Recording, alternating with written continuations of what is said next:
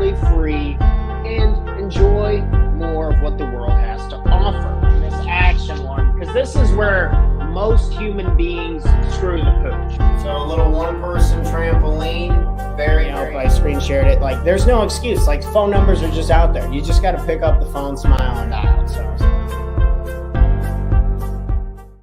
Good morning, and welcome back to another episode of the Talk to Tanner Morning Show, where we go over tips, tricks, ideas, and exercises to help make you the absolute best entrepreneur you can be, not only for yourself, but for the people you love and care about most.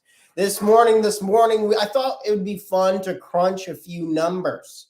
To look at how long we have to live. How long do we actually have to live? What's the importance of maybe looking at how long down the road? I remember having a conversation with my sister maybe a month or so ago. She was talking about this guy who like completely planned out his life in like years and years ahead, and like looks at how many weeks and how many days that he actually still has to live. And I want to kind of put the math to the test, get an understanding, and then also maybe ask you to maybe look at how long you have to live. And maybe this will affect our decision making. Maybe this will affect our perspective on what's really in front of us. Maybe this will challenge a few of our ideas, planning. It seems like it's like looking at our lives and then trying to look at this balance of how I view as like enjoying the present as much as possible, planning, and then letting go of the future, because there's just so little that we can actually control going into the future. And then also learning from the past. So if we had ourselves kind of imagining this little bit of a timeline. Good morning. Thanks for tuning in with us this morning. Imagining this kind of timeline. We have here in the center, we have presence and being present to the moment. Maybe that's our challenge today. Maybe that's what we're starting off with, something small. It's like, how can I be a little more present when I'm interacting with people, when I'm listening to people, when I'm going about what it is I'm doing, whether it's something as small as doing the dishes, or maybe it's something big, like, you have to give a presentation, you have to take a test, you have to go to a new job for the first time, engaging in the moment. And then also taking the time, maybe in the evenings, we're planning for the future, or maybe we're reflecting a little bit on the past, this three-headed beast in what we call life. But I think to give it a little purpose and maybe a little bit more pizzazz, or I'm coming short on the words that I'd want to use this morning. Let's go ahead and do the math on, say, how long I plan to live, and what does that actually look like? How long would that actually be? Let's go ahead. I'm going to share my screen this morning. Oh, shared the wrong screen. I have been having so many difficulties with I have the wrong camera on. I couldn't get my webcam to work. My nose is stuffed up. It's sorry if it sounds like I'm complaining, but just whenever you're doing shows or stuff like that, this always seems like everything happens at the worst time. So sorry if I stop to like blow my nose out a little bit, because I cannot get over this head cold. It's probably because I haven't taken enough time to actually rest, but everyone needs rest, right? So let's go ahead and I'm going to present my screen, share screen. Okay, cool. There's nothing on that. Great. So let's go ahead and get a calculator out. Our handy dandy calculator. How do we stretch this out?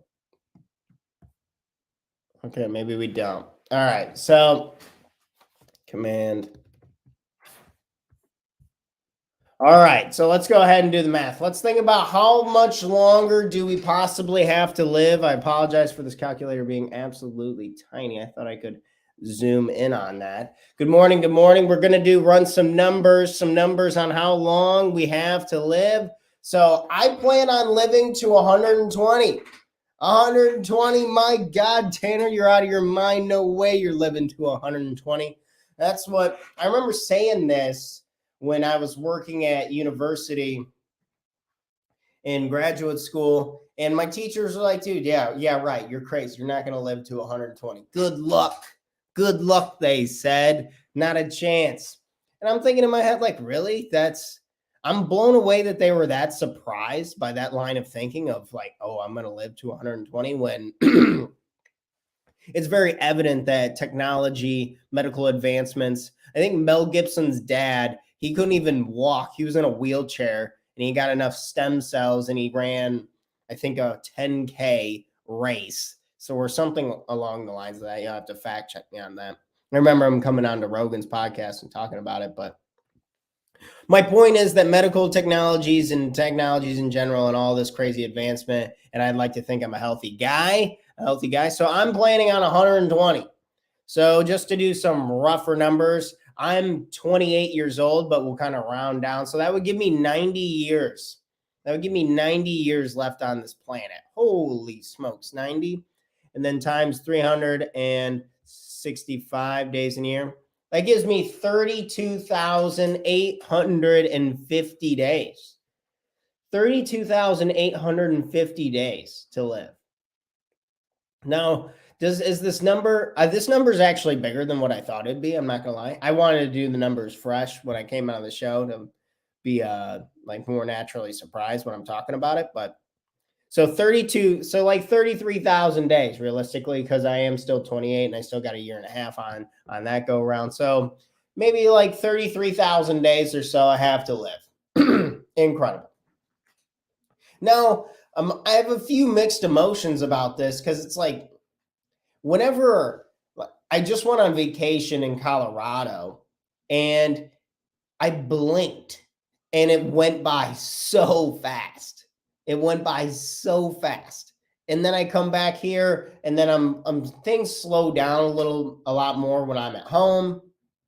It feels like compared to when I'm doing outdoor adventure. And it was making me kind of pause and reflect. It's like, okay, let's do the math on how long I've actually lived. So say 28 times 365. We've lived 10,000 days. We've already lived 10,000 days. So my life expectancy is around 40,000 days or so to live a long, healthy life. I'm about a quarter of the way there. That makes sense. I'm almost 30. My goal is to live to 120, 25% of the way there. I think these are good numbers to run for both reflection and planning in the future. So maybe you're doing the math on how long have you actually lived? What have you learned from it? So when it comes to the past, there's two things. Maybe I should help preface with this. There's the two top things that cause more suffering than anything are when maybe I can do, can I do half and half? Okay. That looks a little better. When it comes to reflection, when it comes to the two top things for suffering, right? Apologize. Two top things for suffering, it's regrets of the past and worrying about the future. So if you can do yourself any type of favor, it would be to recognize these are the two biggest forms of suffering: regrets about the past and suffering from worrying about the future. Two biggest forms of suffering that humans go through. If we can recognize this, because it's not like I can't. So the goal is to live as in the moment as much as possible, right? But there's certain things where you just have to plan for the future. If you want to plan for your retirement, if you want to plan for vacations, if you want to just have a better roadmap so you actually know where you're going. It's wild to me because when I first started getting into like meditation and living in the present moments, I never did it. I was just always living in the future. I was always living in the past, and it almost felt like I was just missing out on my life. And then I went really hard on just living in the present moment. And I'm starting to see, I think forcing yourself to live as much in the present moment will start to help you realize and make a healthier relationship with the future and the past. Because I still enjoy thinking about memories of the past. I still enjoy thinking about my trip of Colorado, looking at old photos, looking at photos of past trips with my friends. I enjoy that, and I'm trying to melt and dissolve the chaos of getting stuck too much in the past of, oh man, the past was so much better, or getting stuck in the thought of being excited about my future, where the show's going, where my coaching company's going, where our real estate investments are going, where my relationships with my family's going, where our future plans to just move and travel and do all that stuff, the relationship specifically with my amazing girlfriend, all that wonderful stuff. And focusing on the good sides of it. I don't think it takes a lot of discipline and training, I believe, to appropriately plan and not suffer in the future or in the past. And how is a way that we could go about this? It's doing things like planning. Like you run the numbers on how long my life is, and then we set goals. Maybe after 1,000 days, I'd like to lose 15 pounds. I'd like to be 3% body fat, 3% less body fat. I would like to have left the country and gone on a traveling trip. Maybe you can use these numbers. Maybe I switched back over here. Maybe you can use these numbers to have a parameter or a rough timeline of when you want to accomplish something, when you want to do something, how you want to go about your life, right? And that's where I'm finding comfort in. It's like, oh crap, we just did the math. It's like, I plan on living for another 90 years, baby. So I still got over 30,000 days to go. And that's beautiful. And that's exciting to me. It's like, I have so many opportunities. That's a lot of shows, right? That's a lot of morning shows. So hopefully you guys get used to seeing me and hearing me talk all the time. We'll be hanging around. It has me excited of how much we still really have to do, and that it's okay that I'm learning and maybe I'm struggling with a few things today. It's like, I'm going to imagine how good of a coach I'm going to be in 10,000 days. If I keep doing the morning show, if I keep having sessions, if I keep meeting new people, if I keep refining my process, how good of a coach am I going to be in, say, 10,000 days? And maybe looking at it that viewpoint of what's going on right here, right now in the present moment is actually absolutely beautiful. I'm excited. I'm enjoying it. Appropriately planning for the future, and then having some forgiveness, having some compassion for who I was in the past. Am I embarrassed of who I was 2 years ago? Well, you bet your ass, right? I was doing things wrong all the time, but that's okay. And I'm really starting to forgive myself on things I've done in the past, and really seeing that it's like, oh, wow, that mistake actually led, my voice just cracked. Apologies. Good morning. That mistake actually led to all of the opportunities that I have today, because everything that I do today will dictate what goes on in the future.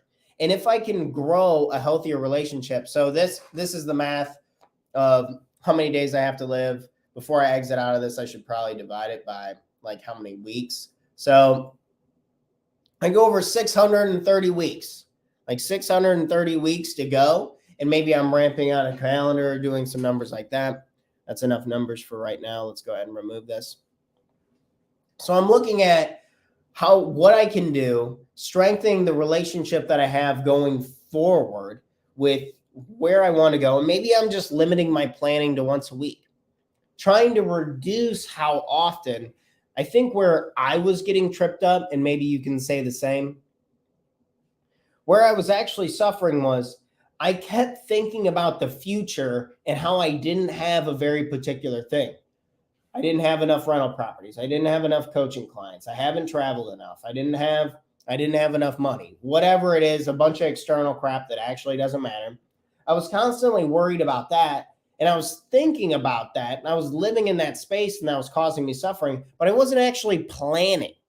Or I wasn't taking action to do it. And I think when we're not planning appropriately and then we're setting aside, that's when we're going to cause that suffering. When we're caught in that space, when we're caught in the gap of where we want to be in the future and where we are today, when we're focused on this gap section, this is a big ball of suffering right here, in between here, versus right here in the present moment.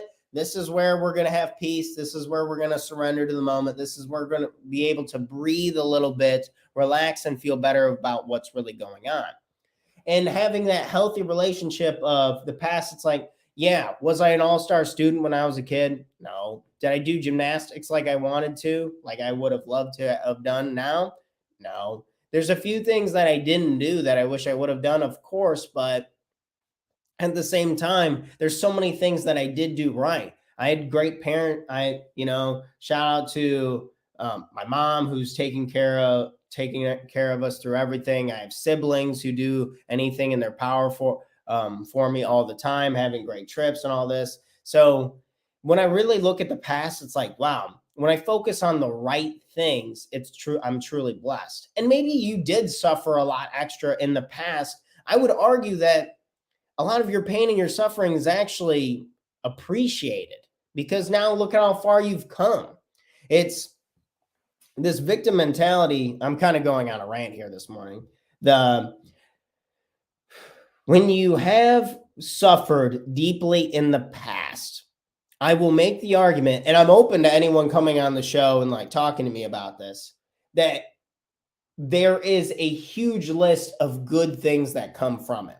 Whether, you've had some up and downs, you've had disagreements with people didn't believe in you and this and that. The things that you've overcome are your most cherished moments.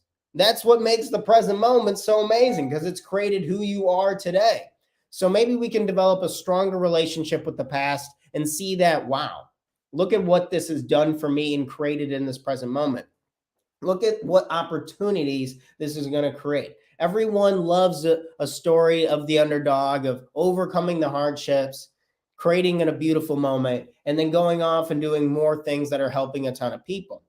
I would argue you wouldn't even want it easy, even if you could have it. I would make that argument all day long. I'd rather struggle, figure it out, overcome, create something beyond myself, help a bunch of people, than just have rainbow and sunshine all the way through.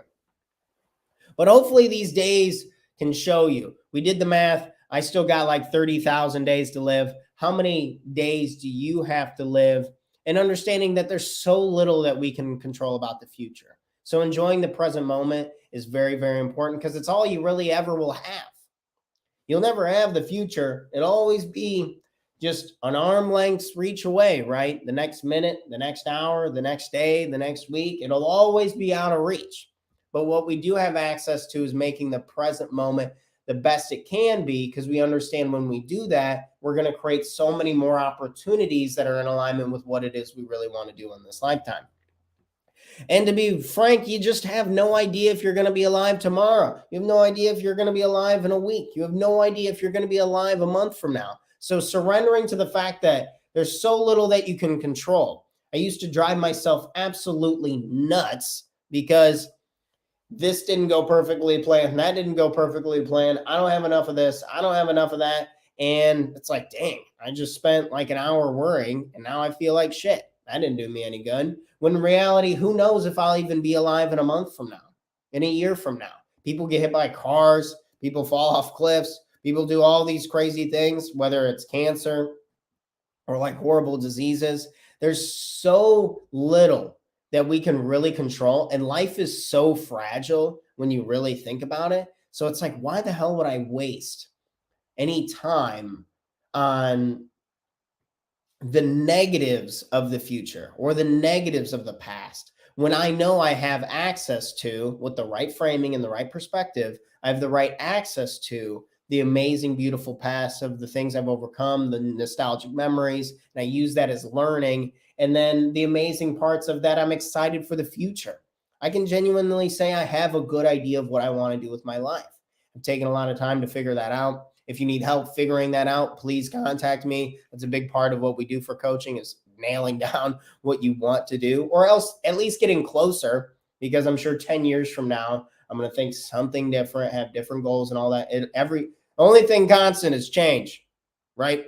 So only thing constant is change. And if we can acknowledge this and we can create a healthy relationship and know that life is very fragile and that is precious and that the human experience is fucking awesome and that what I have right here, there's so many people in the past with all they wanted was to be alive again. And we have it in our possession, in our control, because this is ultimately what people want. The human experience. We want as fulfilling as possible, right? So, quick little recap. We went over here, we did the math. Clear. I plan on living to 120, folks, and that's going to give me how many days? Oh, I did the math wrong. Sorry on that. Good morning. Good morning. It's early. Give me a break. So 30 years times 365 days. I'm going to be living 30 years times. That's how long I've lived. 90 years times 365 days. I have 32,000 days to live. Hopefully, I'm going to try and make the most of them. But the more important number that we have going on is one. I'm going to focus on today. I'm going to make the most of today. I hope you make the most of today. Use these numbers, play around these numbers. How long do you have to live? What do you want to do before you die? What are some markers, some goals that we can set to have a more strategic, a more laid out future and try to enjoy it as much as possible? That's all I have for today. You guys have, let's get the wheels turning. Let's get some good playing, have healthier relationships with the past, with the future, and try and make the most of what we have today. Cheers, friends. You guys have an incredible, incredible Wednesday. I'm excited. I don't have nearly as much planned today as I did yesterday, and I was exhausted. I cannot shake this head cold. It's driving me crazy, but soon enough, you will still be seeing me live, though. You'll be seeing me live May 4th. Shout out to all the Star Wars fans, May 4th. And also shout out to one of my clients, Frank Delo. He's got a show coming out tomorrow. One of my clients, he starred in a movie, which was pretty sick. So I'm excited for that to come out and watch that with him tomorrow. That'll be live on Vimeo. It's cool. It's been cool learning about the filming process and how that works and stuff. I never would have thought I'd be working with somebody in that industry, but we have now. You guys enjoy your Wednesday. Take the most of it. Enjoy the most of it. Get some stuff done. And additionally, I'll see you all live Thursday, May 4th. May 4th with another episode 267 of the Talk to Tanner Morning Show. Catch y'all on the next one. Peace out. Have a great day.